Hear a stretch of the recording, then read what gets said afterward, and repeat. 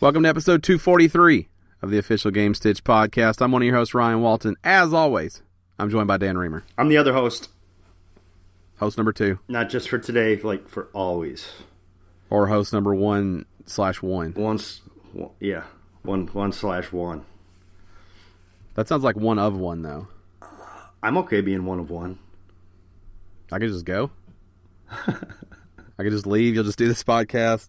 I'll hear it Monday, 6 a.m. Central Standard Time, podcast services around the world. Probably not. That's probably not a good idea. No clue what's coming. Maybe that's what we need is a Dan solo cast. A solo cast? Well, yeah. How well you think that's going to go over? I'll just take a week off, some R&R. I don't even know how that would go. I mean, probably be fine. Oh, I don't know.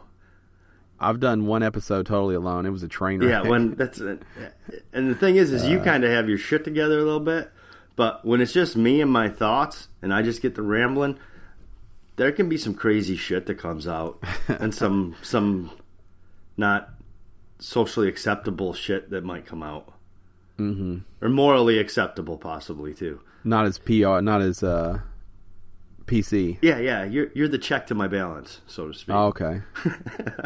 You know you've made mistakes when I'm the barometer for offensive. You know you've made some poor decisions in your life when I'm the check stop for that. It's not so much poor decisions; it's just the way the mind works. Right. It's a poor decision if I'm the checks and balances. Plus, I have you. I can tell if I'm starting to go off the rails because you can tell. I can tell by looking at your video that you make the face and you do the right. You do the look away and you're like, oh, so that's the beauty. All of a sudden you're like, oh, where's my Drake? Yeah, that's the beauty of the video. You guys don't get to see it, but it gives us the telltale signs that one of us has talked for too long, or we're not making any fucking sense. We're about to get somewhere we really don't need to.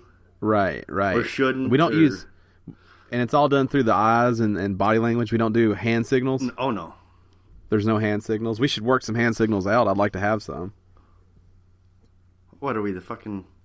They'll just get stolen anyway, apparently. I like a good hand signal. How's there? There's one. No, that's not appropriate. That's not what you had in mind. the meter's going off for inappropriate. I won't relay what just happened. It was not suitable for work, not safe for work, whichever one of those you like.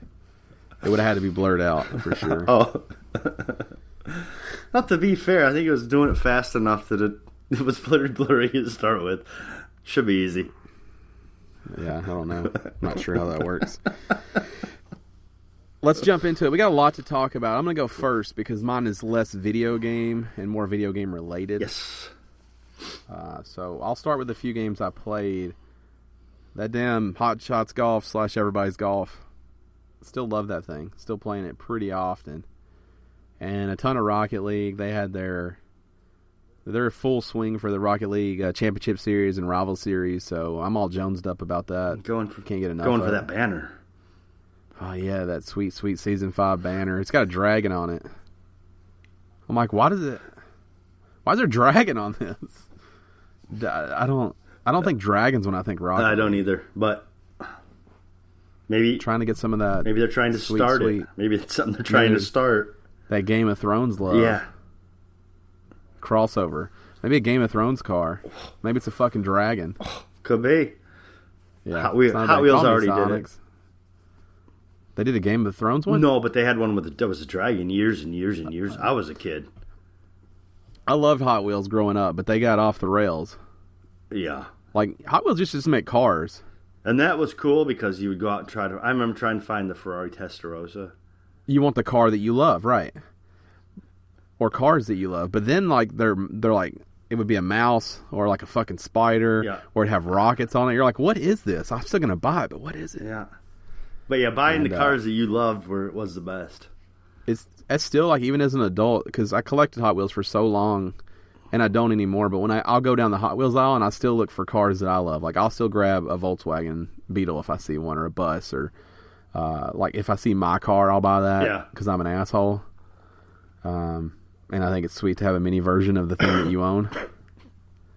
And at some point, I will no longer have that car, and I'll still have the Hot Wheels to remember, to commemorate the bonding that I had. Because I think cars are special. Like, for me, they're not just like a vessel to get from one place to the other. Like, they're your car. Spend a lot of time in it. For me, for the most part, they're a vessel to get from A to B. You spend a lot of time in your cars, though. I do, but... It's got to be like house, and it's got to be like work, house, car. Like, that's got to be for time spent. Work, house, car, yeah. Probably. Or for some people, house, work, car, depending on what they're, yeah, your profession. But it's got to be those things. Anyways, so I played those, just the usual suspects there. I don't think I started anything new. I finished Uncharted. That was great. Love that. Great experience there. You should play it if you're an Uncharted person, or if you're even not. Normally, I don't suggest starting on the 5th game, 6th game, 87th game, whatever it is, but it's a full thought, and it is pretty good. You can play Lost Legacy without having any knowledge of any of the previous Uncharted's. With that said, having previous knowledge is going to make Lost Legacy better for you. So it's kind of a catch-22. You're not losing anything by playing the great game that Lost Legacy is, just starting there. But you're losing some of the little nuances that make the series itself so special. It's fantastic. I wish I had finished that last week. I didn't realize how close I was to the end. I clearly was wrong about the chapter count. So it was 9, right? It was 9. I thought it was 11, and I finished off at 8. So I was almost done. I went and played for like an hour and finished it off. And it ends. It's just a great game. You should play it. So that was all the gaming stuff. And then yesterday I went to Comic Con, Nashville Comic Con. The lesser known of the cons, maybe. Wizard World. The Nashville one. The Wizard. I think it's put on by Wizard World. Wizard World. They also have Wizard World Gaming, which is a thing. I think maybe they do conventions for that. But when you try to go to that website, it's just like parked on GoDaddy. But they had signs up for it everywhere, so I'm not sure what's going on there. There must be something new. Maybe, but they don't even have a page up or anything. Or they didn't yesterday. They have Facebook, but no. That they're getting ready to start, possibly. Maybe. Who knows? But you can tell it feels like Nashville is either trying to find the balance, how small or how big that show can be, or they're getting ready to totally pull out, which I'd heard they weren't coming back, and then they did. So I think 2 years ago that was the last show, and then they did last year and then this year, but it's considerably smaller. And I got to go with Hoffenshow. It was his first Comic-Con. So he was excited. We went down there together. Made a full day of it. We just did the 1-day pass. We're there all day. And, typical show floor. A lot of stuff you would have spent money on, Dan. A lot of stuff. I'm like, oh, that's neat, but no desire to spend. Not a lot of video game stuff. There was definitely more video game stuff last time I was there. Mostly just a lot of pop. A lot of the Funko Pops. Oh, yeah, they're big still. A lot of Funko Pops. I will say the one thing I thought was neat, because as a guy that doesn't care about Funko Pops, there was a booth there that was selling like rare ones. They were just Funko Pops. They had a whole aisle of regular ones, but then they had like rare ones in glass cases. Oh, yeah? I didn't realize that there were like super rare Funko Pops. Like there are ones that they want like $200 for and stuff like that. And so I thought it was neat to see those. I would never pay that, but I thought it was neat to see some of that stuff. I bought 2 Lego minifigures, which is my staple purchase for Comic-Con. Yes, it is. Which ones did you buy? So I bought a shark. It looks like Left Shark from the Katy Perry thing. Okay. That's really what I wanted. There was a place selling them for $3.99, and I'm like, what a fucking deal. Right. Closer inspection, they're fake. Oh. I have a real anger issue with like fake stuff. Like it pisses me off. Like I want no one to buy it. It's a fake. What do you mean they're fake? Fake Legos? Like fake Legos, or like Chinese knockoff Legos. Oh, okay. They look so from a distance, not holding them in your hand. They look like Legos. I'm sure taking them out of the bag, feeling them, you would know immediately they're not. But you can just tell by looking at them, they're not. They don't have the Lego pressed in them. Also, there was some the like the nameplate above them said custom Lego minifigures. Which should have, or it said custom minifigures. Didn't say Lego. Didn't say Lego. And custom, and I was like, these aren't custom. These are the regular ones. Everything was wrong about them once you start looking at them. So I was like, I'm going to get a smoking deal on the shark. Realize they're fake. That pisses me off. I want to tell everybody they're fake. So you didn't buy it? I didn't buy that. But there was a guy, and it makes more sense because when we walked by, they kept saying like, official Legos, genuine Legos, like no fakes. And I was like, that's a weird thing to have to say. You know? Like, why? Yeah, I would assume so. Like the video game guy over in the corner that was selling overpriced classic stuff wasn't like real Atari games. Right. But then the next booth over was selling the fake Lego minifigures. So it made sense once I realized what was happening, why he felt the need to say that. He had Left Shark, but it was $13, which is high. But everything at the booth was buy one, get one free. So you could pick out any other minifigure you want. So I got the Lego Batman movie, Batman that's all pink that's wearing like the tutu. Yeah. Not that I needed it, but it'll look cool on the shelf next to the regular Batman. So I scooped up those two. And then there was a booth selling mutant powers, which are just magic tricks.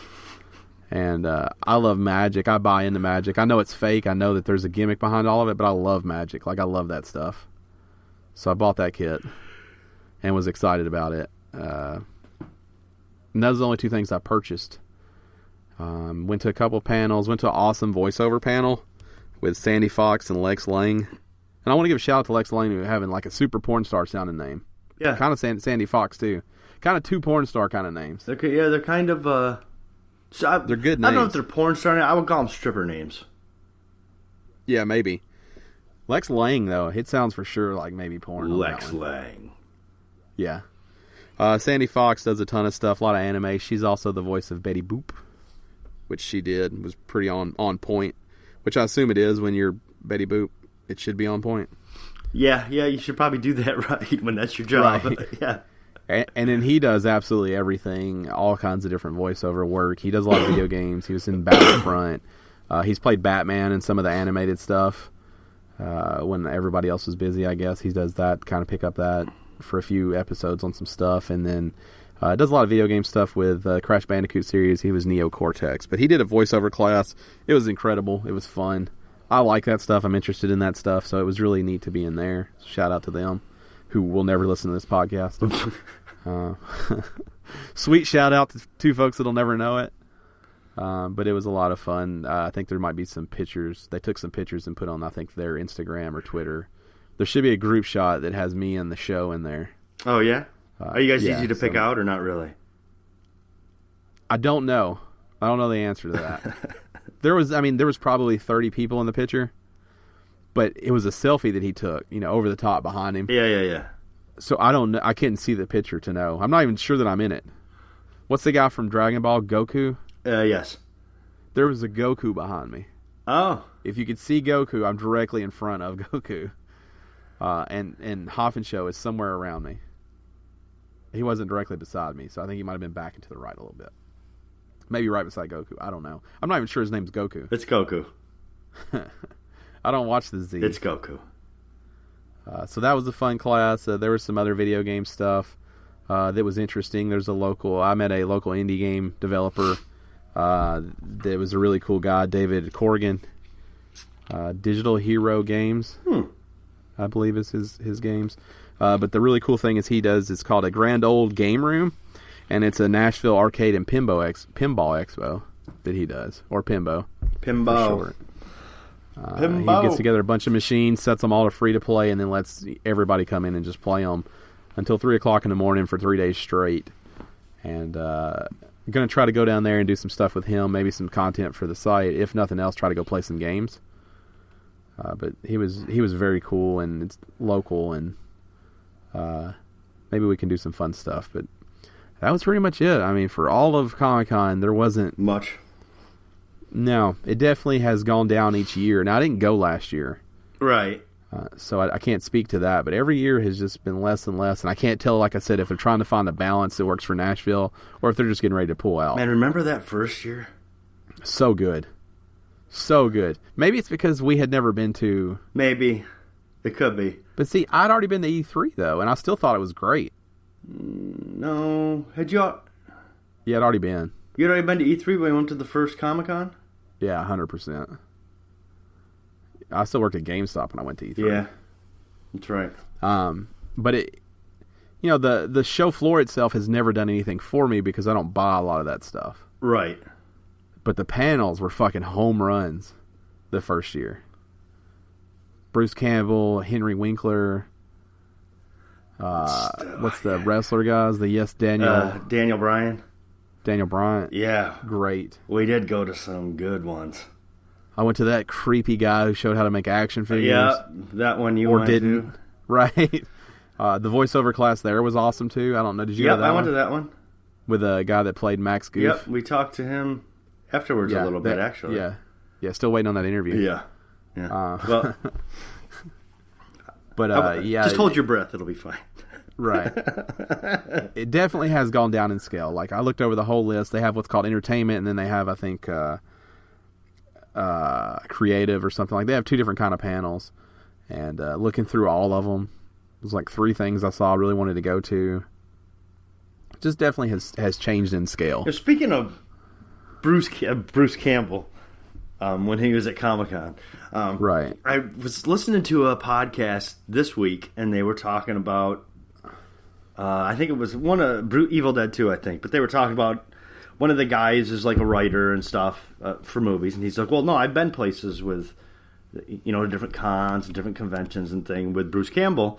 And it amazes me that everywhere we go, because Bruce Campbell is like this B-movie actor who's been in some B-movies and stuff. But has been funny in them that there's always that one asshole that always tries to out Bruce Campbell, and he just stomps him on the dick. Right. And all I could think of, exactly what I could think of, is that it happened, right. And he did it I don't even think it was intentional when he did it. It was Matt. It was just Nashville. Matt being Matt. We talked to Gerald and I we were talking about that. Dean Cain strolled by us at one point, and I'm indifferent about Dean Cain. Like, he will always, for me, his best role will always be Ripley's Believe It or Not. That should tell you where I stand with Dean Cain. But I don't have a problem with the guy. But he walked by, and all I could think is, like, we'll never have a moment as good as the Bruce Campbell moment. Ever. Never, ever. And then Gerald and I started talking about it because it was so good. Because it was so natural. Like, you couldn't recreate it. No, ever. The show was over. We were outside. It was a totally, like, organic moment. And he fucking punked Matt out. And we love Matt, but Matt's never wrong. But you're wrong when Bruce Campbell tells you you're wrong. Yeah, right. Those are two different things. Like being wrong and Bruce Campbell telling you are wrong. That's almost like maybe that's part of the reason we haven't been to a good Comic-Con since. Right, and the most like Bruce Campbell ass way that you could tell someone they're wrong. It was so magical, and it was the bookend of like a perfect day. Yeah, he was literally like 3 feet from us. Right. And he didn't hesitate. It wasn't like pre-planned. It was like, you're wrong. It worked out so good. Right. It really did. There may be some of you that don't know the story. Should we retell the story or make him go back and find it? We can retell it because I don't even know where it's at, so I can't imagine anyone else would want to go through the trouble of finding it. Do you want to tell it? I don't know if I can. Okay. So I don't know which day this was for Comic Con. Saturday. So we had seen his panel that same day. We were leaving the con. It was over. It's dark outside. Not totally dark, but dark. We're walking out, and we were jovial. I think that's fair to say. Yes, we were in good spirits. Yeah, we'd had a great time, day, right. Perfect day. Yeah. First Comic Con for all of us. Yeah, so we're walking out. We got a little pep in our step. We walk out, and we notice what appear to be bats swarming up top, high, by one of the buildings. Kind of ironic. The big building down there is called the Bat Building, the AT&T building. That's what they call it. It kind of looks like Batman's head a little bit. Yes. So we're like, that's ironic, and there are people around. You're not taking note of who's there. There's like a swarm of bats, and we start a conversation. I guess I'm going to help tell the story. Right, go ahead. It's important to note that it was part of the perfection of this moment, and it was literally just the 5 of us. Right, we walk by people to get down there. We get down to the bottom. From my perspective, I didn't even notice that there were other people there. I didn't even notice there was 2 people in front of us. I didn't either at first, obviously. Right. So one of us, could be you, could be I don't know, whichever one, says, oh, look, there's bats. Yeah. I think we were even talking about how it's ironic because of the bat building. Right. Matt has to chime in and say they're not bats, they're birds. Sparrows. I think they're sparrows, guys. Yeah, because look at how they're swooping in. Yep. And we're like, yeah, like fucking bats. I don't think bats fly like that. Right. That starts the conversation. This is when we realize, though, the 2 gentlemen in front of us are Bruce Campbell and his handler for Comic Con, or his assistant, whatever. Bruce Campbell and another gentleman who just turns, locks eyes with Matt, and says, those are fucking bats. Yep. No, those are fucking bats, man. Right. He wasn't a part of our conversation, but he ended our conversation. Because your 2 thoughts were, that's Bruce Campbell, and those are fucking bats. Those were always bats. And it was a beautiful moment, because you and I were on the same page that they were bats. Right. Bruce Campbell and his gentleman were on the same page that they were bats. And Matt was determined that they were sparrows. Yep. And I think we all laughed so hard we cried. We were professional in the moment because we were a little bit like, huh. But it was that walk to the car, I just remember crying. Yeah. Yeah. Because I think there was a point where Matt came to the realization, like, those were bats, yeah. Probably. Right? Yeah. They probably weren't sparrows. It was pretty definitive that those were bats. No, those are bats. And Bruce Campbell had like a white suit on. Yeah, he had that, it was like in the white shoes. Yeah. It was so like in the moment with the bat building behind him and the fucking bat swooping down. It was almost a perfect moment. Yeah, that's maybe as close yeah as you can get to a perfect moment, because we had such a great day. We're all like super good friends, and it was so unexpected, and we were having a blast down there.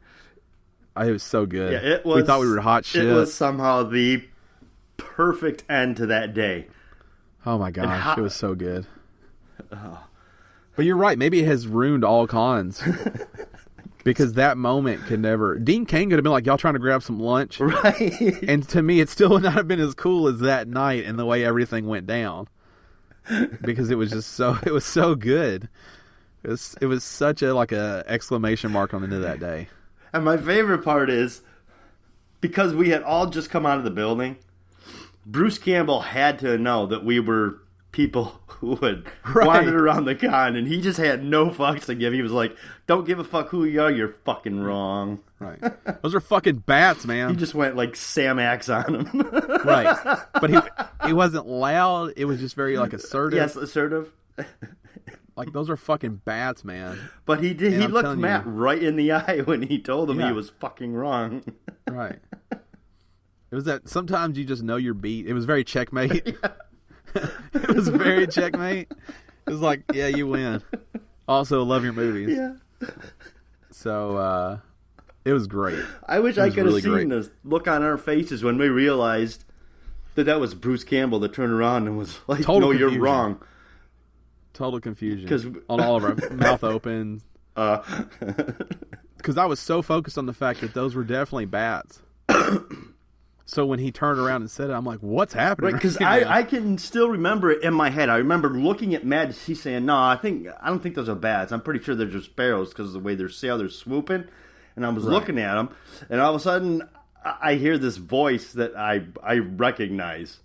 That's how it was for me, too. I didn't see him before. I heard him before I saw him. Right. And he goes, all I hear is, no, those are, and as soon as I hear the no, right, I'm like, that sounds like, and he's like, those are fucking bats, man. Right. Not like... And you're a big Evil Dead fan. Yeah. I'm a huge Burn Notice fan. So for me, even not into Evil Dead, I'm like, fuck, yeah. Yeah, right. Sam Axe just told you to fuck off. Oh, it was such a good... That was... I'll never ever forget it. It's one of my most... Yeah. That's one of the most perfect moments in my life, really. Yeah, that's what I'm saying. It was a special moment because we had such a good weekend, and you're like, my mind's blown right now. Like, they gave us media passes. We were like a legit outlet there. Like, the podcast was doing well. Mm-hmm. You're getting to spend time with your best friends. And then that shit happens. And you're like, oh, yes. Like, I would have given anything that had, like, a GoPro out right there. Yeah, yeah. I don't think I would have ever posted it anywhere. Because it's like a special little moment that we had. I would just want to go back and rewatch it. Right. I would like to watch it almost weekly. Yeah. I think that's how good it was. Yeah. It was so quick and so boop. It was just a boop. It was just done. It was boing. Good. Yep. It just straight to the great. point. Shut the fuck up. It was. So before I move on from Comic Con, I do want to tell you about that guy that I met, David Corrigan. His expo, in case you guys are interested or in the Nashville area. This year it's November 10th through the 12th. It's in Franklin, Cool Springs area. So you could stay in Nashville and be close to it, or if you're in Nashville or where I'm at, you could easily shoot over there. But like I said, it's open till 3 in the morning. I think it's so it's 4 p.m. to 3 a.m., 11 or 10 a.m. to 3 a.m., and then Sunday is 10 a.m. to 5 p.m. But I think he even made the comment that if people are still there and playing, he's not going to shut it down. That's cool. Everything is free to play once you get in, so you're just paying to get in. I'm sure there'll be some overpriced food, which is fine. That's how expos That's how it works. Yeah, but if you're into old arcades or you miss that environment, this sounds like a really cool thing. They actually have a program where you can bring an old arcade machine and get in for free for the whole weekend. So if you have an old machine and you're close, that would be a cool thing to do. This is not sponsored or promotion. I just thought it's a fucking cool idea because I miss arcades. Arcades were a good time. Dave & Buster's, and I'm going to offend probably a lot of people here. Dave & Buster's is not arcade. Not arcade. Nope. I get that's what it is. I know there's a bunch of games set up. There's something about an old arcade that you know the difference when you're in it. Yep, that sticky, gross, yellow and orange used to smoke carpet. In here, right? Yeah. People used to smoke in here for a lot of years. Yeah. Like, there's just too many noises. The volume levels are all different. It's not... Dave & Buster's is like the genetically modified arcade. Right. Like, it is set up to be perfect for you to spend money. And old arcades were not that way. No. Or they were, but it was less obvious. So I super support this. I'm going to go. And I'm excited to go. I might have to see about... Because I do have some cards left to play. I might be able to play them to come down for that. November 10th, 11th, and 12th of this year. You can check it out. Grand Ole Expo. GRANDOLE Expo. I like that. It's very Nashvilleian. Yep. And like I said, this is not a paid thing. I met the guy and said, "Hey, I'm going to shout it out on our podcast, and I'd love to meet you later on and do some stuff." And he said, "Yeah, let's work it out." He took our info. We got his info, and if nothing else, I'm going to go down there and give the dude some money for doing something that I super support. Right. So yeah, well, if you're in the Nashville area or you want a cool vacation, we could definitely meet up there. Just let us know ahead of time. But I will definitely be going to this unless something happens unexpected. But I don't see anything that could keep me from going to this. It's cool. It's a cool thing. 3 days. You don't have to make all 3, but making a day would be cool. That's it. That's all for me. That's all you got? That's all for the con. That's all for the unsponsored sponsorships that I wanted to do. Well, as y'all know, remember from last week, I didn't do much gaming the week before last. Almost none, because I had family in town. So I proceeded to more or less make up for it this week. I played a lot of shit. Mm-hmm. Well, I shouldn't say that. I only played 3 things, but I played those 3 things a lot. Firstly, very Trumpian. Yep. It's going to be huge. I picked up Everybody's Golf. Mm-hmm. Weird pickup for you. I like golf.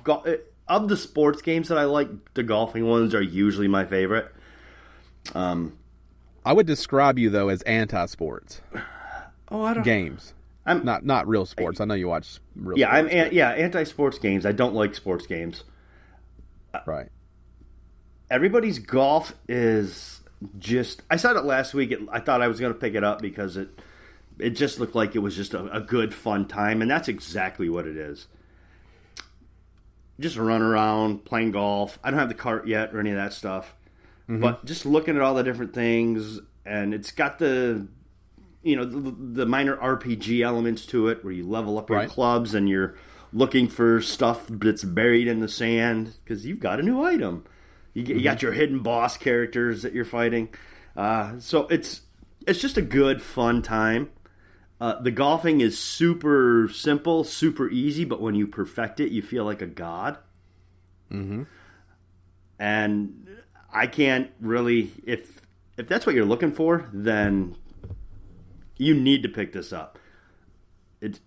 You're right, it's very Japanese. You said it was very Japanese. It is, but I don't have a problem with that. No, and I didn't mean that in a bad way. It's very Japanese in the best way possible for a golf game. Yeah. And I'm not going to talk here, but I do want to say I did unlock fishing, and I'm really happy about that. Yeah, I know you are, because we were in a party when you did it, and it's all I fucking heard about. I'm pretty sure I had to switch over to Knack so I could ignore you. Speaking of Knack, fishing's all right. See what I did there? Yeah, you forced it a little bit, but I'll take it. That was pretty smooth. You just think I forced it because I was dissing your vision. Well, you forced it because you're like, I had to switch over to Knack. Speaking of Knack, like you forced the transition. I didn't if I would have organically brought it up. I paused. You need to go back and re-listen. There was a pause there because you said something. I will listen. Pause. 6 a.m. Central Standard Time podcast services around the world. I'll give it a re-listen. There you go. Knack II I picked up. And Knack II is... It turns out, we talked about it a little bit last week, it turns out we're both right. Which is odd. Knack II still has a lot of elements of the first Knack. But they do make enough changes for it to be just a little bit different. They give you more combos, so now you're leveling up more. You're finding there's different things to find. So while it is more of the same Knack, it is put together in a different presentation, and it does offer you more as far as the RPG type things go, what we would classically consider RPG type things. So it's also different enough to feel like it's not the same old Knack, and it's just an easy, simple, good, goddamn time. Again, just same thing. It's got the same fun factor as Everybody's Golf, but oddly, it's like at the other end of the spectrum. It's like completely different. But you can still have just as much fun with it for the same reasons. Does that make any sense at all? Yeah, it does, because especially having played the first Knack, that's how the first game... People shit on that game, but... And not to revisit this, but Knack is like Nickelback for music. People love Knack when they got into it. No, it's completely. They just don't talk about it now. It's completely different. Like, I hear people shit on Knack all the time, but when Knack 2 got announced, one of the biggest cheers of the PlayStation experience, right, or E3 or wherever it was was Knack 2. People on the down low really like Knack for what it is, and I think I said last week it's not a Pixar movie, but it's definitely a DreamWorks movie. Yes, like it's not mind blowing, but it's fun. It's fun. It's good. It's simple. The art's silly. I do want to say that it is, from what I've seen so far, from what I played so far, it is better than the first Knack. It controls better. The controls are more responsive.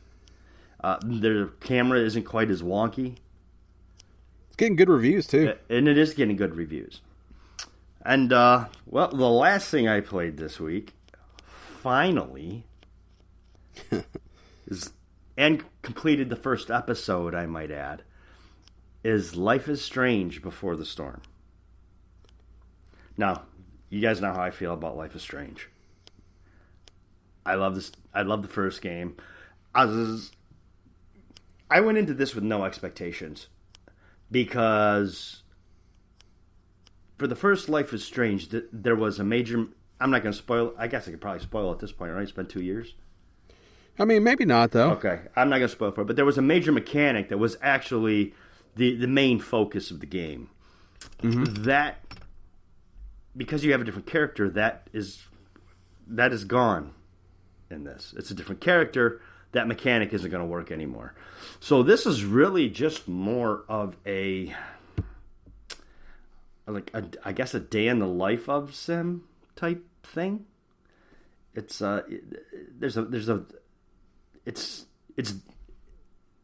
it's not. I can't even explain it. Would you say it's more Telltale? No, I wouldn't. Where it's just telling the story. There's nothing crazy. There's stories to tell. They've changed up mechanic. There's a new mechanic called backtalk. First of all, let me say that now you're playing as Chloe, who, if you played the first game, you know was Max's best friend at one point. They've reconnected. There's things going on. There's a lot of hurt and pain there. Blah blah blah. Max, the main character of the first one. Okay. Well, this is Chloe's story before this. A few years before this happens. Before they reconnect. Max has just left. Things like that. And she has what's called a backtalk mechanic, which, Ryan, you'll appreciate this because it kind of steals from L.A. Noire a little bit. Mm-hmm. But your backtalk mechanic is you have to listen to what the characters are saying, and you have to pay attention to the look on their face to use to figure out which conversation choice to use in context to what they're saying. So you have to use those together to say the right thing, which usually comes down to a series of insults of you trying to win an argument with the person. And then when if you successfully do this, you win that argument, you get what you want, blah, blah, blah. So, but I went in this with no expectations. Because I wasn't, it's a new character. It's a prequel. How do you? I wasn't sure how that was going to happen. I wasn't sure that it was needed. And Ashley Birch wasn't coming back as Chloe, which I'm a little upset about because she did a great job as Chloe in the first one. Mm-hmm. But I am realizing now that this, just through the first episode, there are so many things that they are setting up for what happens in the original Life is Strange. And it's not major. My favorite part is that it's not major aspects of the story. It's just little small details about the relationships these people had. Mm-hmm. It's very much feels like you're playing, and I said this about Life is Strange as well, but to go back to it, it very much feels like you are playing an interactive, independent movie with dialogue, choices, just the stories, the emotions. It's so hard to describe without you. If I describe it, I make it sound kind of ridiculous. If you play it, you'll understand exactly what I was trying to say and wasn't able to. And you'll realize the emotions that it's bringing up in you. And then the nostalgia. You're remembering the way these characters... You remember the way these characters... You remember you feeling the way these characters feel, I should say, when you were a teenager. They really do bring about the experience of being a teenager incredibly. Just with, everything being pronounced by so much, You get your heart broken. Well, here, when you're a teenager, you're going to die. You might as well not live anymore because this person dumped you. Same thing with the good things that happen. It's, smallest little thing can happen, and it's so pronounced for you in your world. So it really does a great job with that, and I know I am failing on describing it. I know that. Because I can't put into words the way this game makes me feel as far as nostalgia and emotion go. You also have a very strong attachment having played that first game. Mm-hmm. I don't know how it would be going. Unlike Uncharted where we talked about you don't need these little things. I wonder with this if you need those little things for this to not just feel like a game that isn't going anywhere. I'm not sure that that's true because... it evokes the same emotions in me that the first Life is Strange evoked. Those feelings of nostalgia and what it's like to be a teenager. And both Don't Nod in the first game and Deck 9 in this one do an amazing, amazing job of translating those feelings onto the screen. I actually, in some ways, think that Deck 9 does it better because they don't have that mechanic that they had in the first Life is Strange to fall back on. That's absent from this game. So you really have to make sure that you're getting the emotions and the personalities out there to make sure that the players are making the choices that would make sense. And I don't know that there needs to be an appreciation. I don't know that you're right, because I think that regardless of which game you play, those emotions are present. It pulls those out of you and makes you remember and feel. I guess just without the mechanic of the second game, which I know what it is, without that, I just wondered, I don't know, it just seems like a lot of, oh, well, this is special because it is setting up something that happens. But if you don't know that going in... Well, I don't think so. There's aspects of... It's not so much setting up things going in, as because the first Life is Strange there were still some questions left over about different small details of the story and some larger details. And it's funny how this prequel is going some of the way towards answering those. You wouldn't think a prequel would be able to answer questions you had from a sequel. But it does. But again, though, if you don't have those questions because you didn't play the second... You're not missing out on anything. I just wonder how that's my concern. I didn't play the first one. I've always wanted to. Mm-hmm. I've never made time to. But then when I look at this, and I think, in my mind, I would like to play the prequel and then play Life is Strange. I know that's out of order time-wise, but I like that. I like you put it actually in the timeline that it belongs in. You can do that. But I wonder if that first game has enough to hold me, because I don't know the stuff from the second game that's going to make these characters special. Like, you're going in with that emotional attachment that I would not have. Right. But I would prefer to play the prequel and then play the first game, even though that's out of order. I understand that. I understand what you're saying. I suppose that's possible. And I'm only talking about for me here. I don't give a shit what anyone else does. But and the game has got good reviews everywhere, so I'm not doubting that it's good. But I think that... My fear is... And that's what the way that I would want to play it is, could I play it that way? Right. I think you could play it that way. And here's the reason why. In the first Life is Strange, that mechanic that we talked about actually is the least important part of the game. The important part is the relationships and the conversations and the feelings, the emotions. And that's true for the first game as well. I think you still get drawn into these characters because of those feelings, those emotions. The way it makes you feel, the conversations that these people have, the personalities that they're discovering in themselves, discovering about themselves. I think you could play it either way and be fine, and still bring the same things away.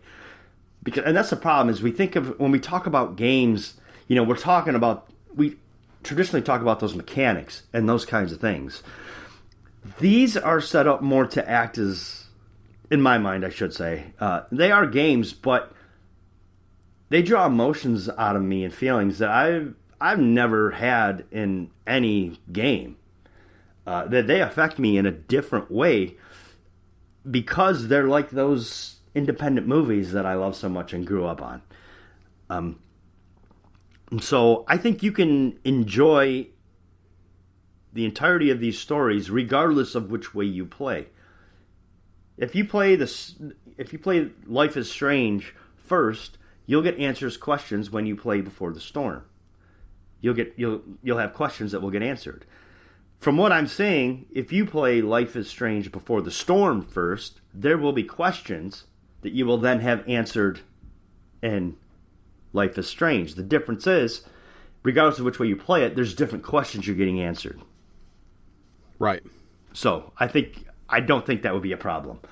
So that's been my week. I put a lot of, as you can tell, I've been thinking about Life is Strange nonstop. It's just a game.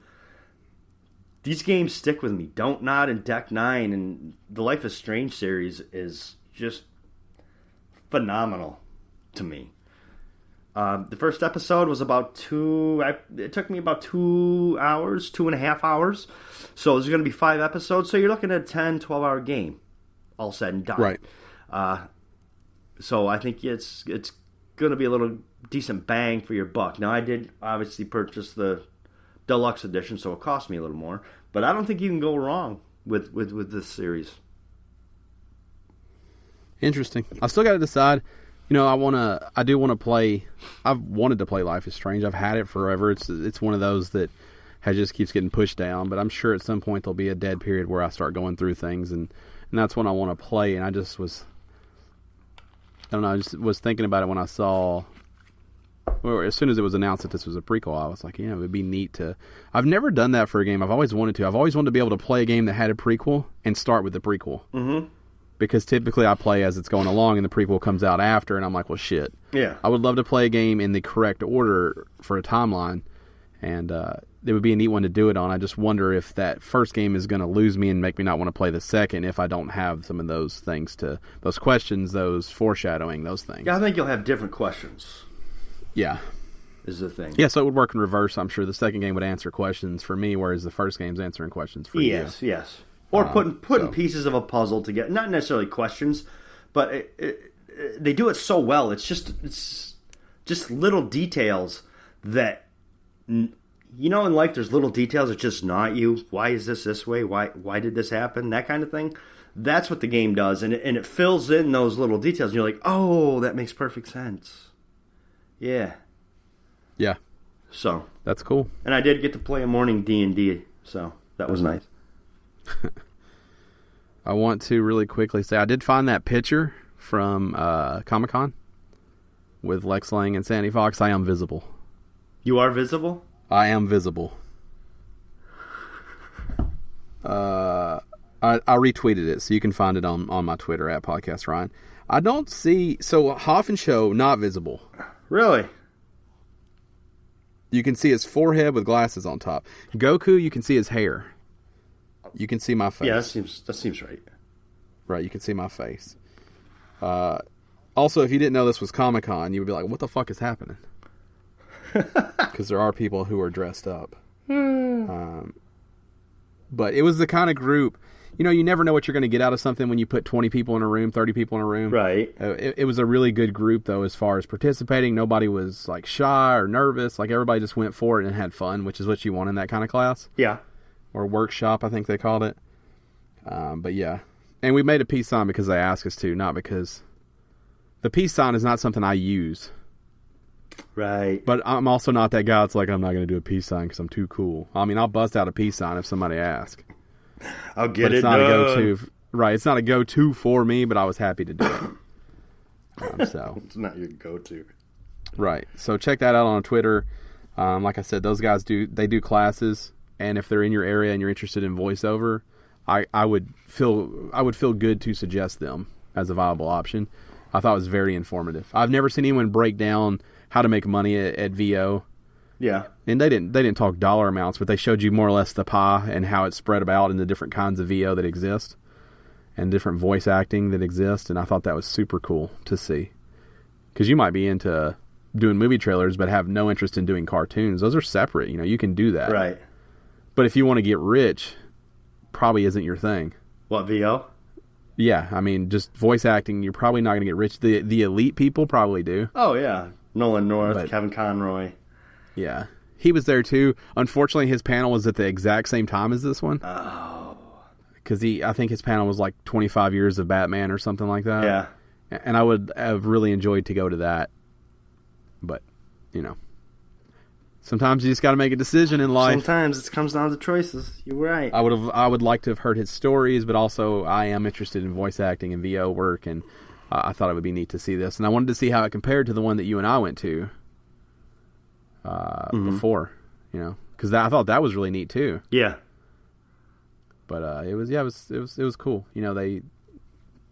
If you're into that, look them up. I'm sure they follow the con around and do lots of stuff with that. Cool beans. You want to take us through it? Yeah, we've talked for a long time. Yeah, we probably need to bust through this. Almost an hour. Almost. About Life is Strange and Comic-Con. Tear ass through this news. Is that what you're thinking? Probably. It's not super exciting. Bust ass through the news? It's not bust ass, no. Bust ass through it? If this is your first time joining us, we don't usually talk for an hour before we start the podcast itself. It's true. Surprise! This is the official Gamestitch Podcast. Each week, Dan and I get together. We talk about all the nerdy things we love. We tell you all about them. We give you our opinions. Sometimes we talk about Comic Con and Life is Strange, the prequel. Sometimes. What's it called? Before the Storm? Sometimes we talk about that stuff for a really long time. Sometimes we talk about stuff that has nothing to do with video games. Like Bruce Campbell and bats. Great story. Best story That's ever. the dumpster fire that makes this podcast what it is. And we appreciate your continued support. If you want to support us, head over to patreon.com/GameStitch. Toss us a couple bones over there. If not, that's cool too. This podcast will always be free. Actually, all the content we make right now is free. Mm-hmm. We don't charge for anything. No. I think it's worth paying for. I don't think you have to. I don't think you should feel like you have to. No. It's not what we're about. We make a product because we love doing it for you guys. We love the interaction we have with you guys. And you can support us just by telling your friends about the podcast. That's right. Good times and special friends. That's what we're all about. Yep. Special friends. Or maybe specialist friends. Maybe special times and good friends. Which you maybe prefer? Both. Maybe special times and special friends. Or good times and good friends. That sounds like not as good as special. Well, it depends on what kind of context you're using special in. If I go air quotes with good friends. Uh-huh. Like if I air quotes good. Yeah, air quotes special and see what happens. Now we're fucking. Now we're for sure fucking.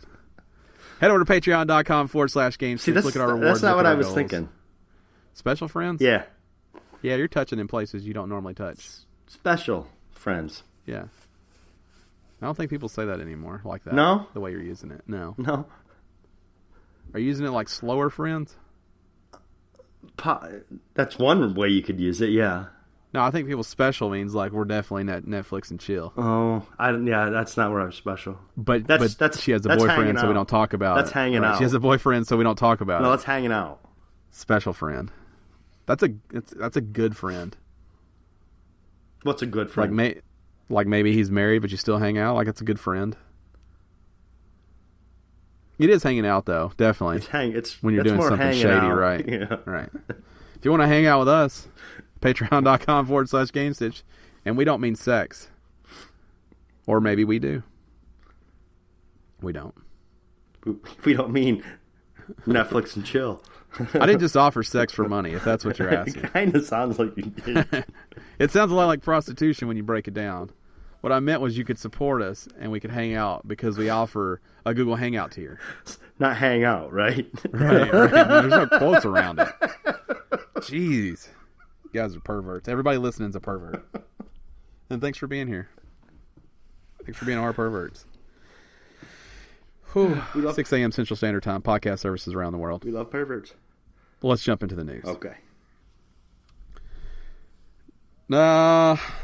Let me look through these really quick. I'm going to look through exciting this. week. Not really. Not a lot of news. There's just not much going on this summer. I'm going to keep these pretty short. I'm going to keep them pretty clean. This is like news bullet point edition. Boom, boom.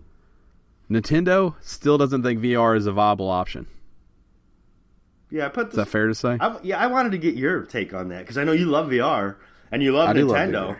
But Reggie, this comes straight from Reggie. He basically says, in order for it to move forward and make it interesting, you need to make it social. Mm-hmm. So Big Reggie back in 2015 said that VR needed to become more compelling if it wants to catch on.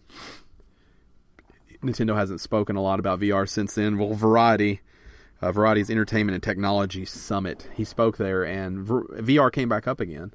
And it turns out Big Reg, as his friends call him, he feels exactly the same way about VR as he did back in 2015. Yeah. And so I'm of two minds here. I like VR a lot. VR is exactly what it's supposed to be. It works really well. Mm-hmm. VR is limited. He's not wrong. It's limited in what it is. Mm-hmm. The games that are out, not a lot of them are compelling because they are the same kind of thing. Right. But I think you're a little bananas if you don't at some point think VR is the future of where things are going. Right. I didn't need to say where things are going. Future and where things are going, same thing. Just want to clear that up. But VR is where things are going. there's an argument for AR, augmented reality. There's an argument for AR too. HoloLens is too expensive to be that option, but there is an argument for AR. But AR and VR have to be where we're going, because I think consoles have, and this is going to piss off anyone that plays on a PC, I think consoles are as close now as they ever have been to the PC experience. Mm-hmm. And it's time now for innovation to start, because I think consoles are where they can be. I think PCs are almost where they can be for right now. Like, they're super fucking powerful with the latest technology. Yeah. So it's time to look at different options. And I think Reggie's right, especially for Nintendo. I think Reggie's wrong for the future, but I think he's right for today. There are things like, you need a way to walk in VR. Uh-huh. Whether that's room scale or whether that's that weird fucking treadmill walking pad that they have. You need a way to walk. I like that little pad, but not for $1,500. Right. So you got to figure that out. You need to track my hands without me holding something. Whether that's gloves or a bracelet or whatever that is. You need to find a way to track me without me doing that. And you need to track me one-to-one perfect all the time. Right. But VR, I do believe, is the future. Also, no cords. No cords. You need to be wireless. And I know that changes things a lot, because you don't want to wear a fucking generator on your back. But the thing needs to not be... When you feel a cord, it takes you out of it. Mm-hmm. I can see that. Yeah, cordless. It would need to be cordless, but you need a way to walk more than anything. Yeah, room scale's a great option if you have a big enough room, and you can afford the Vive. Room scale's awesome, Right. For those that don't know, room scale uses sensors to basically shrink whatever virtual room you're standing into to the exact size of the room you're actually in. So that if you walk over to the wall and you put your hand out, you'll touch the wall because it's the same size as your real room. It doesn't help you with furniture and things like that. That's why I think the little treadmill walking pad that lets you walk any direction is a better idea, but they've got to make it affordable and they've got to make it portable. I've got to be able to when I'm finished playing, fold it up, slap it in a closet. And put it away. Like you would a folding table, small. Right.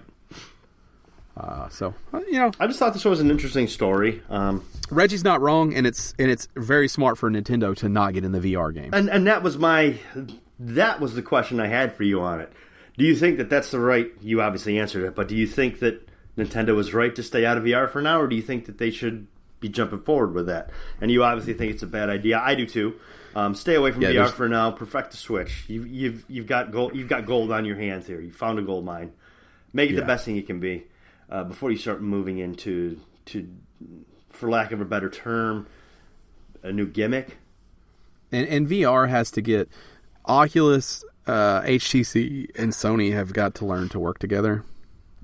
Now what? They're not battling each other. They don't need to battle each other. Right. They've got to get developers and say, between the three of us, you have X many customers. Right. That way, developers know what budget they need to stay in. Yep. And they need to be together trying to solve this we need to walk around thing. Like that's where, and I don't know how willing Oculus is with Facebook money, how willing they are to work. Valve is obviously very, very closed off. They like to do things on their own. So it may not be an option for them to do that. But I really think that's what needs to happen is they need to find a way to all get together and say, let's solve the problems of VR, let's solve the problems of games coming out, and let's grow VR and make it a thing on our own, and we'll be the three that are standing at the top when everybody else tries. And so Nintendo's making a lot of right decisions. There's no reason to get into VR. There's other VR options. Yep, there's no reason for them to do it right now. I agree with that 100%.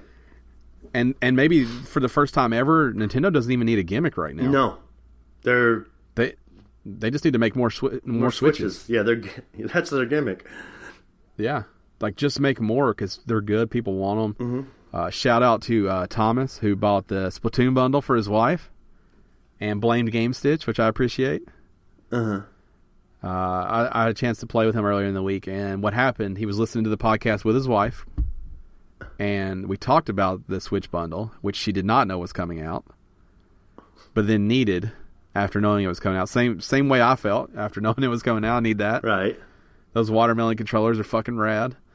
And so they got one. She's a big Splatoon fan, so he's going to get his Switch back. She got the new fancy one. And Switches to be had all around. All over the place. Yeah, so that's exciting.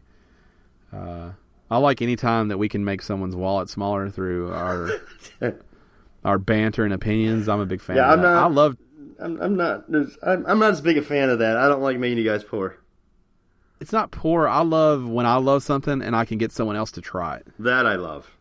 That part I love. So, that's where I don't want anyone to be broke, and you should never buy something if you can't afford it. But if I can talk about a game, like I think Garrett chimed in and said he's now like 0.01% closer every time he listens to the podcast, right, to buying a Switch.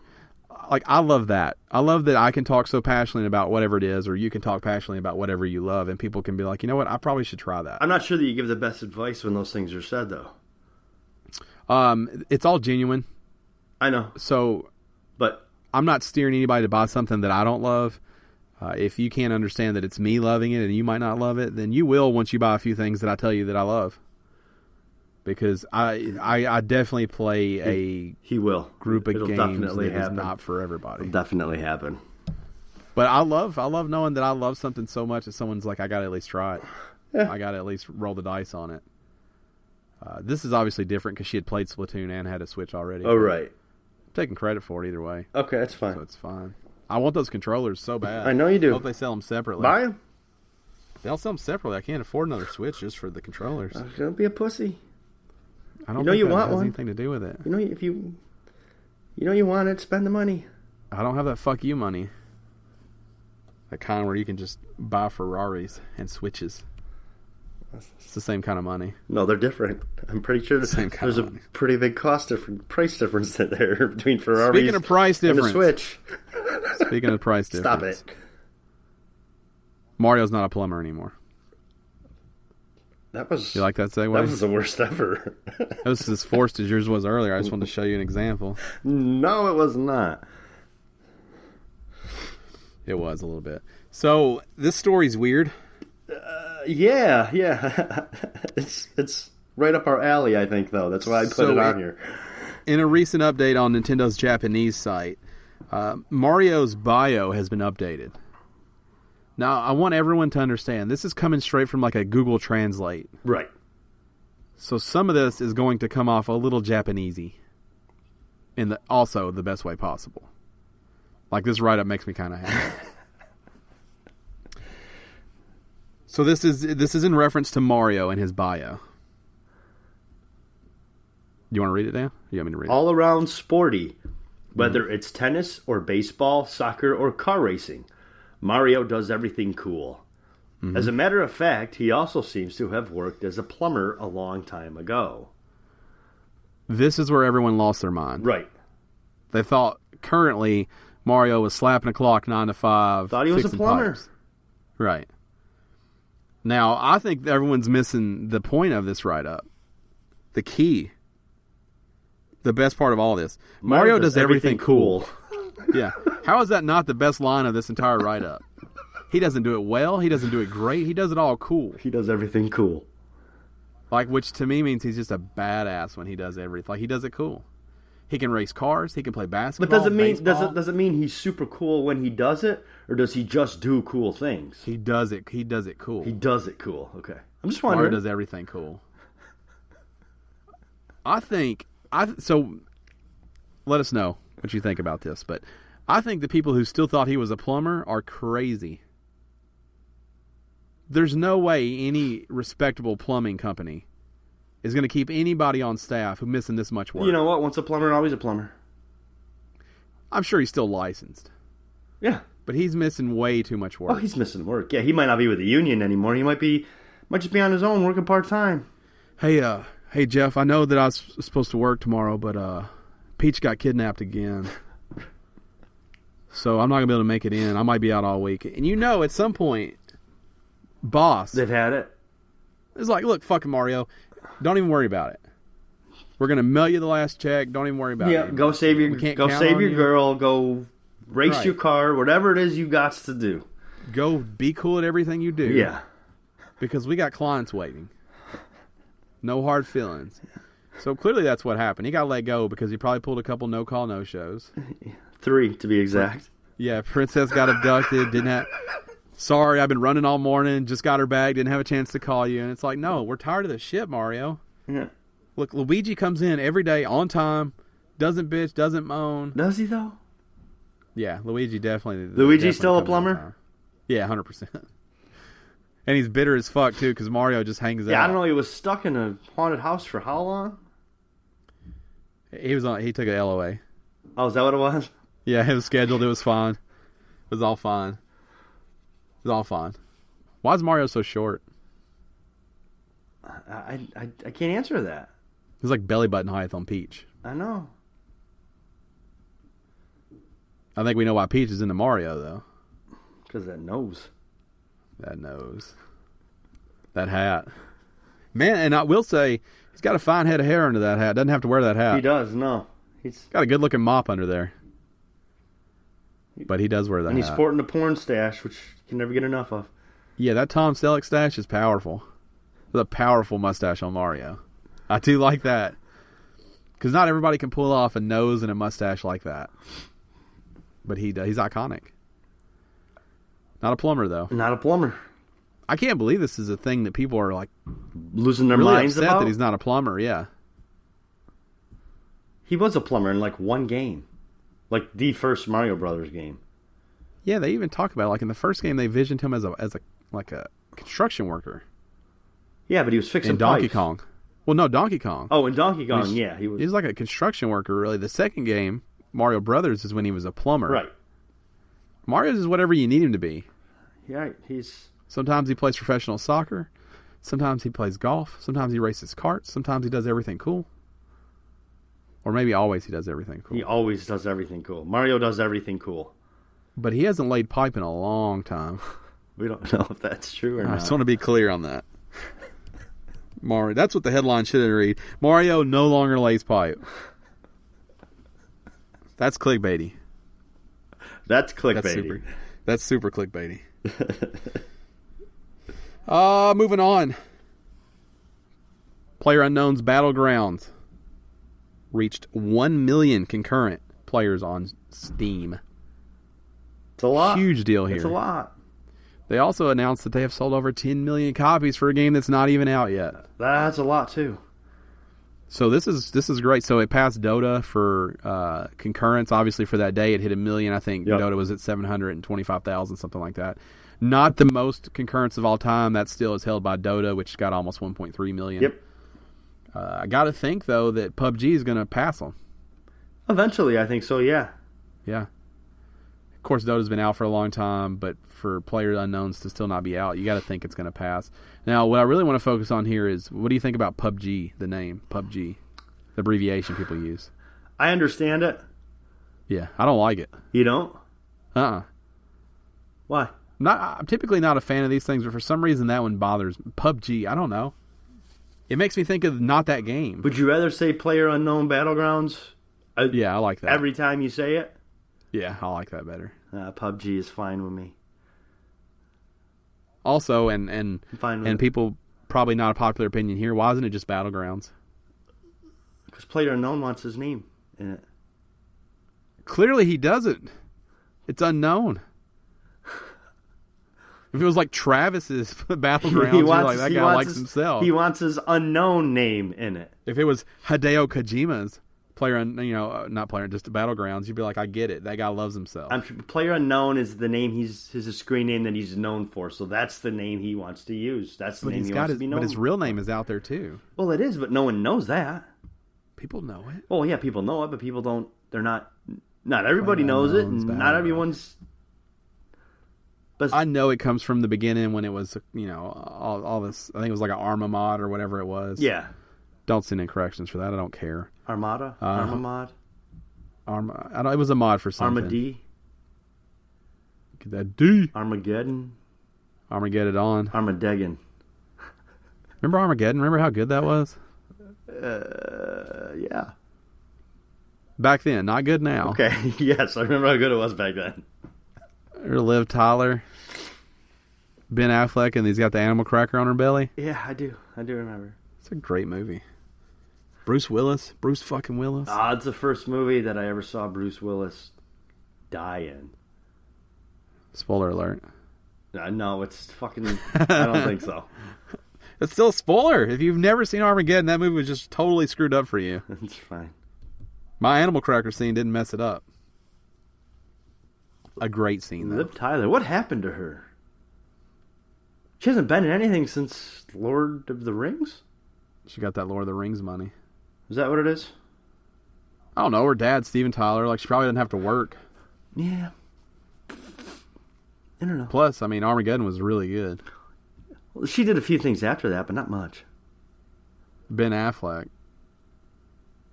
Some would say that's the reason he got to be Batman. Armageddon? I don't know. I don't know that Armageddon was the... Armageddon propelled him. I don't know that that's true. That might have been one of the stones he stepped on getting to Batman. The pillars of his career. Yeah, it might be one. Yeah, we'll go with that. It's one of the pillars, one of the stepping stones. It's not right. So let's break them down really quick. Ben Affleck, Matt Damon. Okay. Early on, I'm going to tell you how I land on this. You tell me where you're at. Okay. Early on, I thought Matt Damon, the bigger of the two, for sure. 100%. Big roles. The forefront of the duo, I would say. Lead singer, lead guitarist. I don't know if that's true. Now, really, the only reason a lot of people say that at the time is because Good Will Hunting. Matt Damon played the lead role in Good Will Hunting. But then he had, Black Hawk Down, and he was everywhere. Yeah, but he wasn't a major player. A little slower to start. Now, though, I would say 100% the opposite. Ben Affleck power. Matt Damon, definitely supporting actor. I don't know. So for me, that's the way that I don't know. That I think duo. that has to do with the direct. See, I think what you're getting at though is they've just swapped. They've swapped. Uh-huh. What happened is Matt Damon really didn't do a whole lot of what you would consider mainstream stuff back then. When he first got started, he didn't do a whole... No, that was later. Matt Damon or Ben Affleck did, and then you get around the time of Armageddon, Gigli, Daredevil. After that, then Matt Damon started doing some more of the mainstream stuff, and Ben kind of eased off and went back into and I'm going to be a director, I'm going to do some of the indie stuff. And now they're kind of swapping that again. So that's kind of a back and forth they're doing over time. I'm gonna really quick. I know everyone cares a lot about this. I'm gonna try to read through a list of some movies, and I want to see if we change our mind on who's the bigger. Because maybe you're right. He's had some. So Matt Damon. I'm just gonna go. I'm not going in order here. Just what it's popping up here.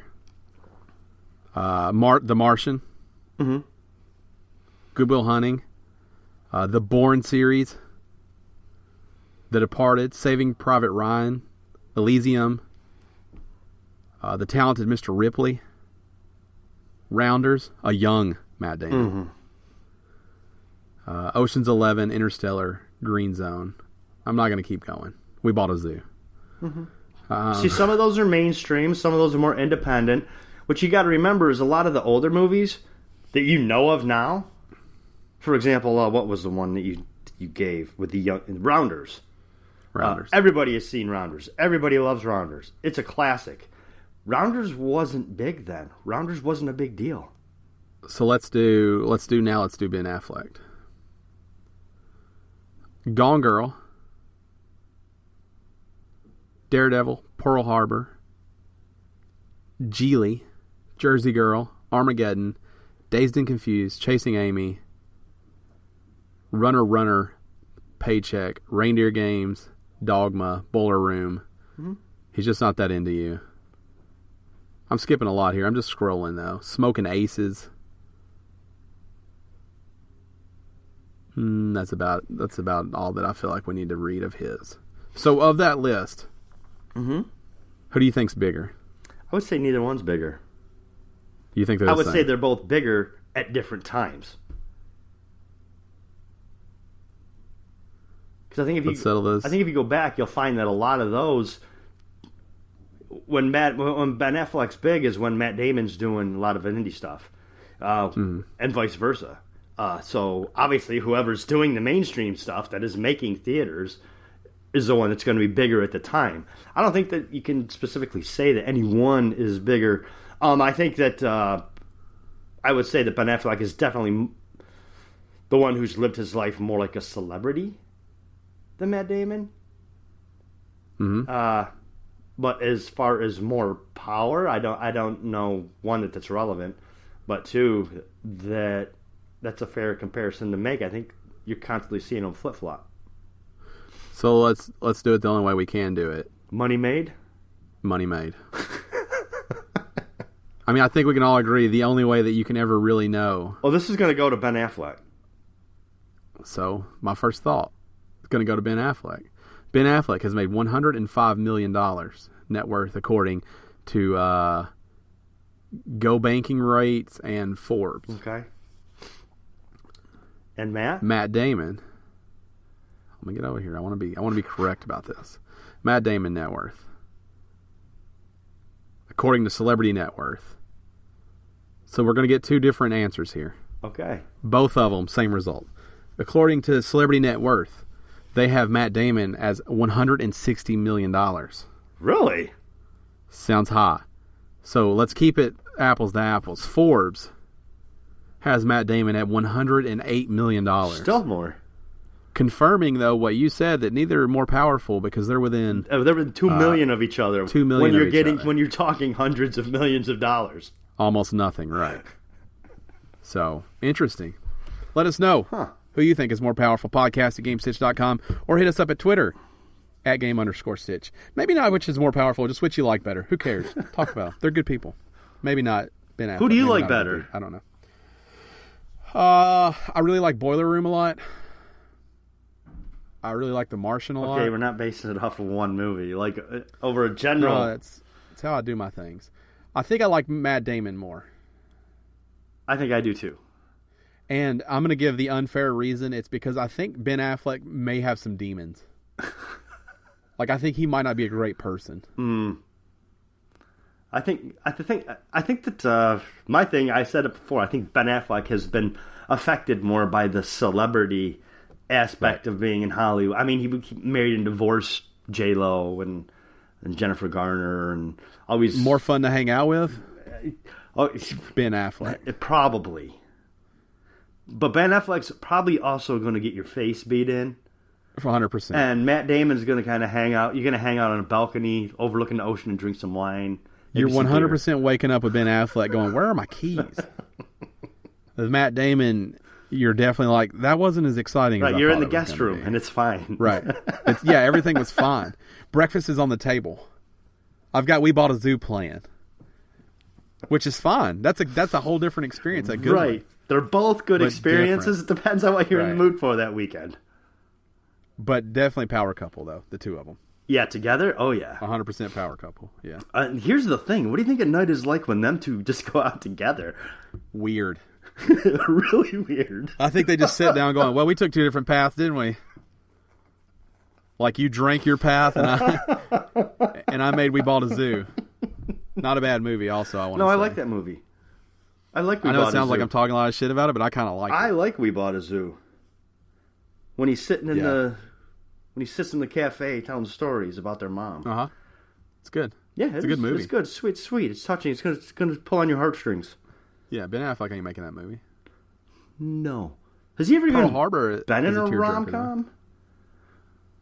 I can't confirm that. I don't know. Paul Rudd, though, #1 rom-com actor.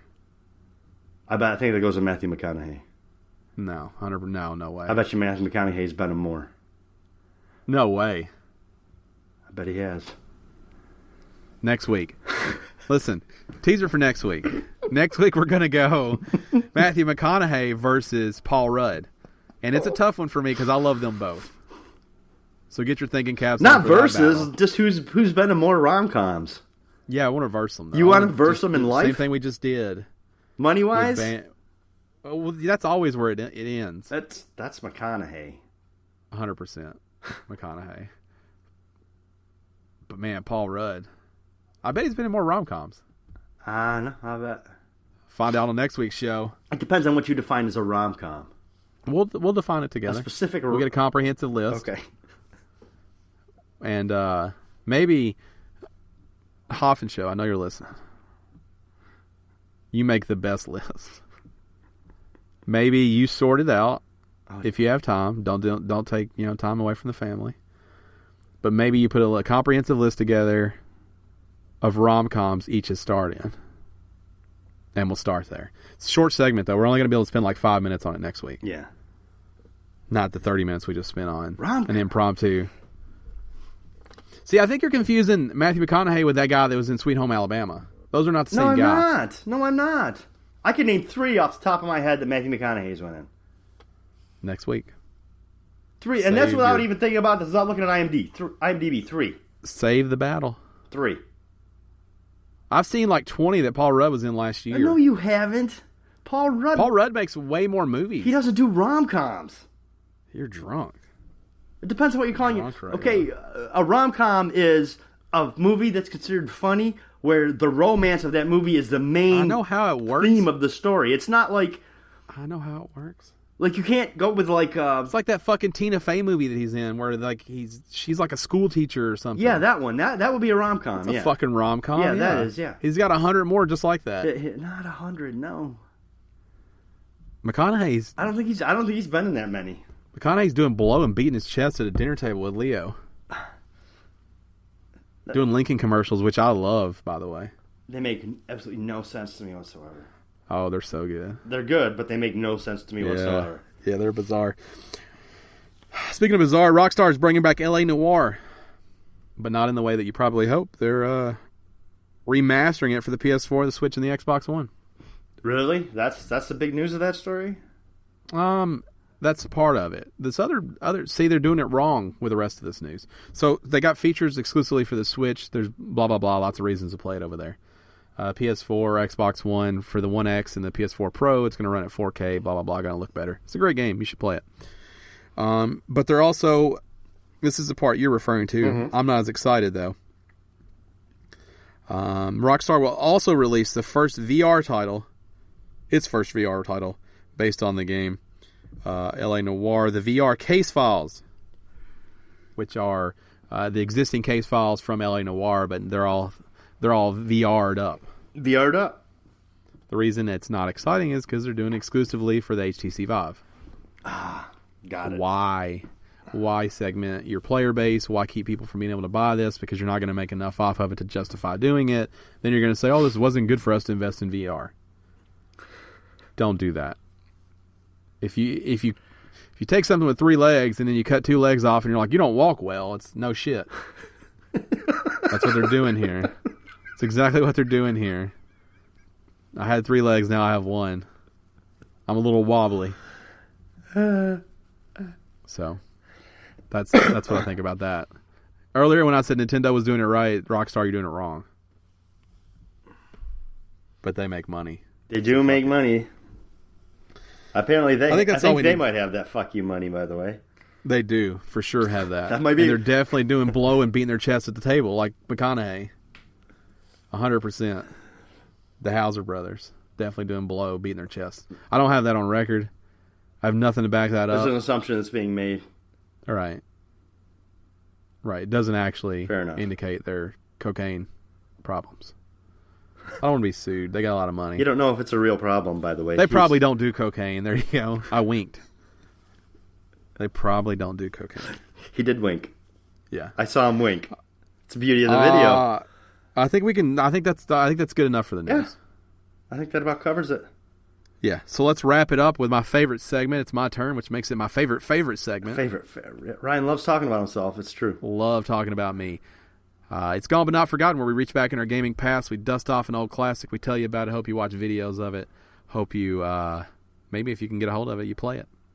This week it's my turn, and my game is Endless Ocean for the Wii. I thought for sure I've done this game. I went back on the list. I did my homework. I have not. How have you not done Endless Ocean? I don't know. Or, also a possibility, I did it after the list stopped being updated. But on the updated list that I have, definitely have not done it yet. Huh.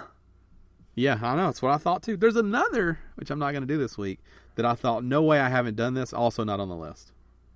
Oh, I think I know what that one is. So that was shocking to me too.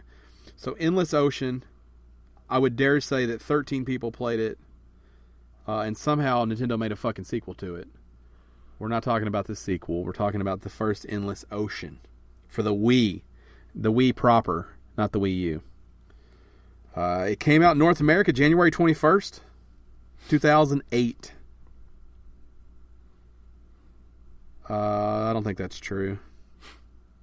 I think it came out in 2008. The point is, it came out January 21st, 2008.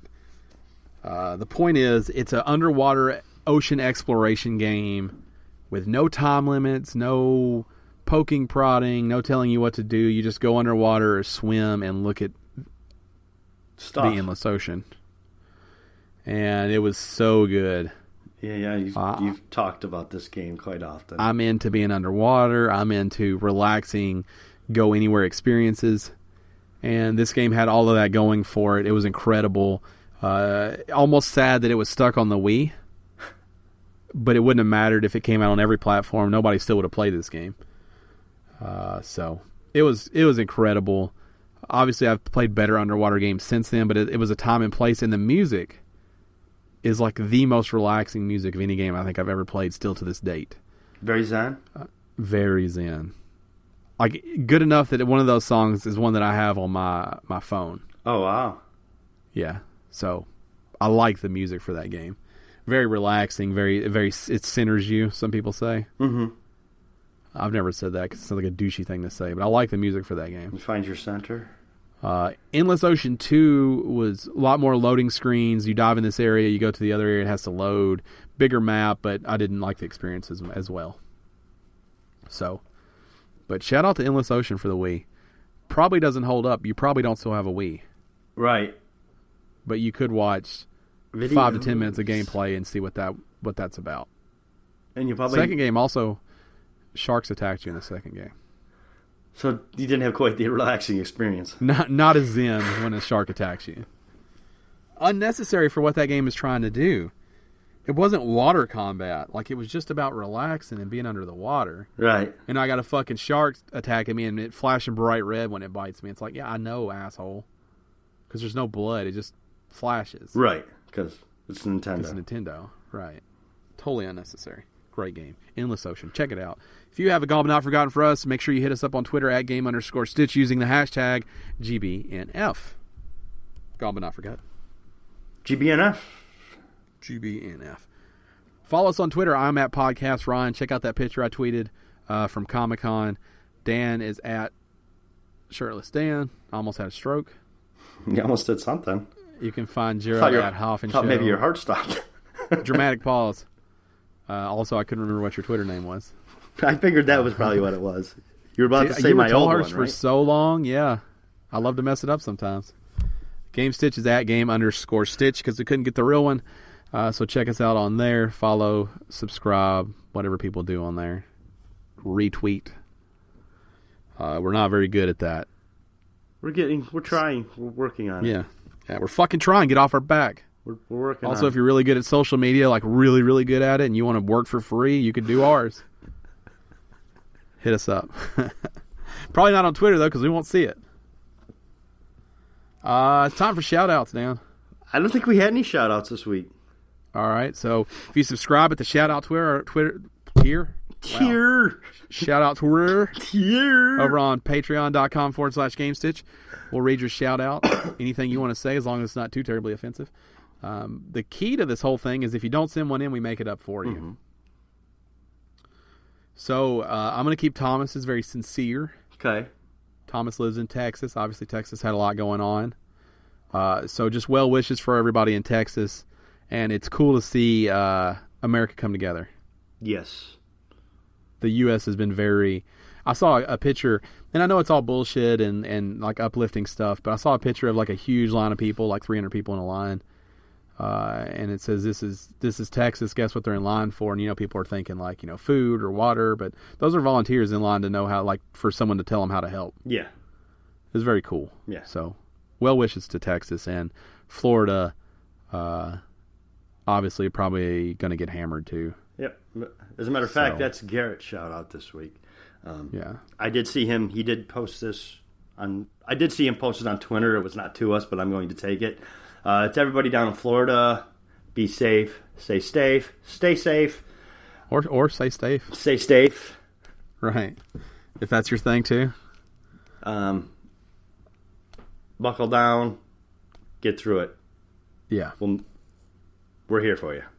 It's very cool to see everybody come together. A lot of bullshit in the world and in this country, but everybody, for the most part, puts it aside. And also, due to the number of guns, this is what I think, in Texas, you're not seeing like looting and stuff like you did in some of the previous. It seems to be a lot less of that. Yeah, I don't know. Yeah, I don't know if people helping people. It's a good thing. I don't know if there's no looting because everything's underwater, or well, like with Katrina, everything was underwater and you still saw it.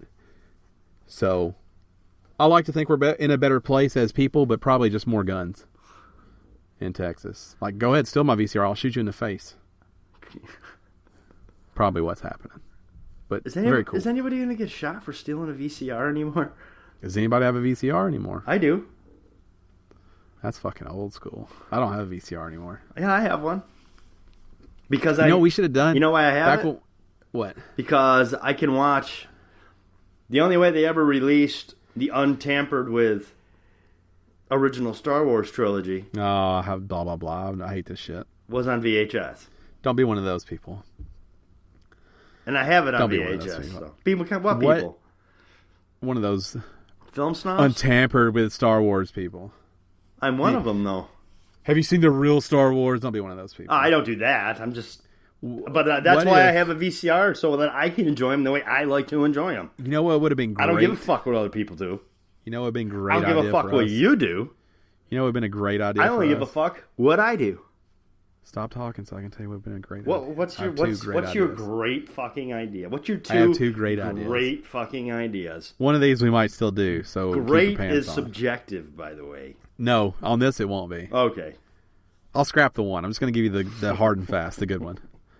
What if we do a special edition podcast that we release on cassette?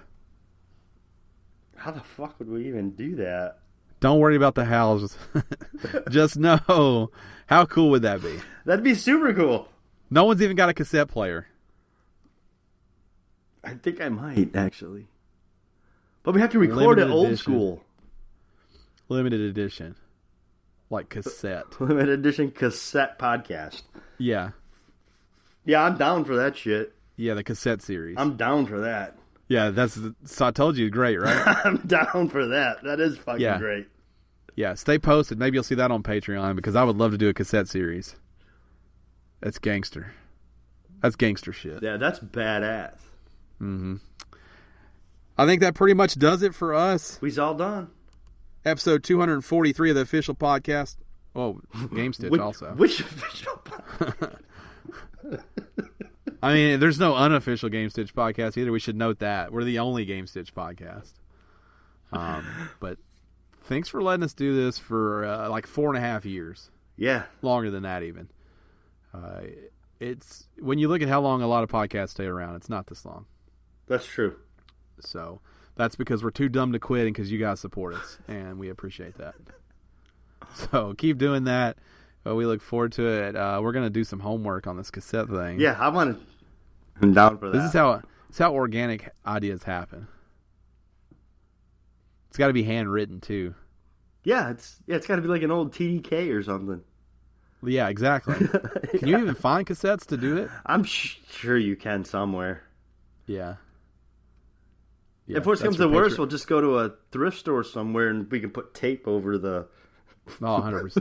That would look good. If it's something else was already recorded on there, maybe we leave a little bit out on the end so each one's different. God, that'd be good. This has been episode 243. Thank you guys and good night. Good night.